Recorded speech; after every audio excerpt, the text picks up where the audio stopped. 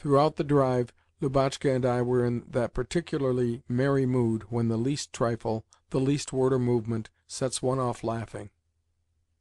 A pedlar went trotting across the road with a tray, and we laughed. Some ragged cabmen, brandishing their reins and driving at full speed, overtook our sledge, and we laughed again. Next, Philip's whip got caught in the side of the vehicle, and the way in which he said "bother the thing" as he drove to disentangle it almost killed us with mirth. Mimi looked displeased, and said that only silly people laughed for no reason at all. But Lubotshka, her face purple with suppressed merriment, needed but to give me a sly glance, and we again burst out into such Homeric laughter, when our eyes met, that the tears rushed into them and we could not stop our paroxysms, although they nearly choked us. Hardly, again, had we desisted a little, when I looked at Lubotshka once more, and gave vent to one of the slang words which we then affected among ourselves, words which always called forth hilarity, and in a moment we were laughing again. Just as we reached home, I was opening my mouth to make a splendid grimace at Lubotshka, when my eye fell upon a black coffin-cover which was leaning against the gate, and my mouth remained fixed in its gaping position. "Your Grandmamma is dead," said St. Jerome as he met us. His face was very pale. Throughout the whole time that Grandmamma's body was in the house I was oppressed with the fear of death, for the corpse served as a forcible and disagreeable reminder that I too must die some day, a feeling which people often mistake for grief.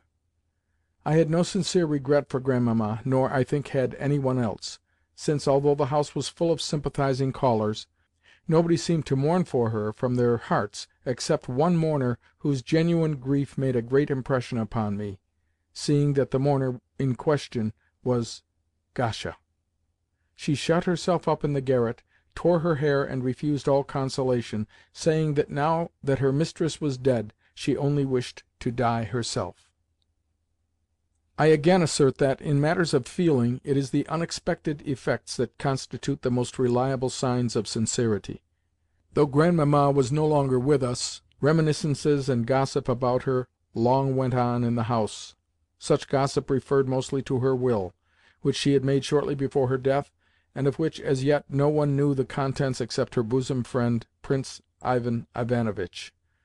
I could hear the servants talking excitedly together, and making innumerable conjectures as to the amount left and the probable beneficiaries.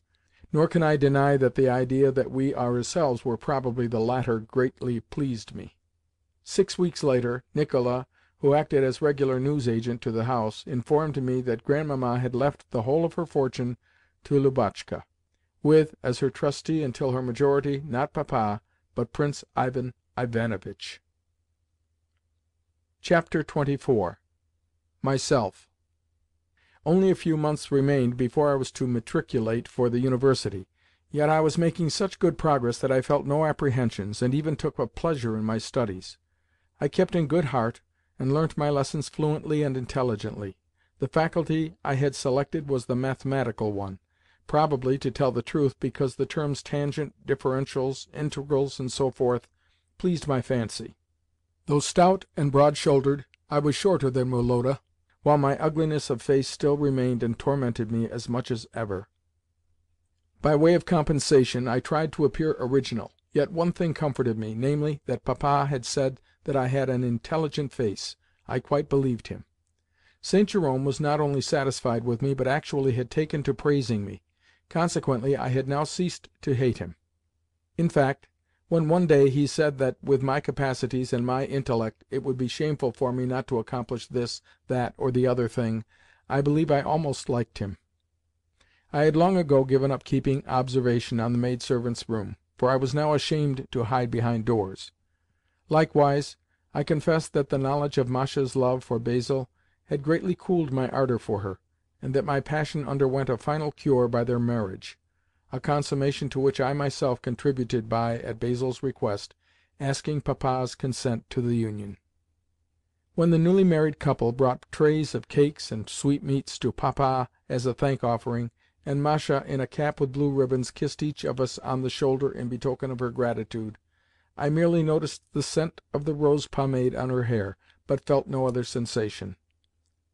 In general, I was beginning to get the better of my youthful defects, with the exception of the principal one, the one of which I shall often again have to speak in relating my life's history, namely, the tendency to abstract thought.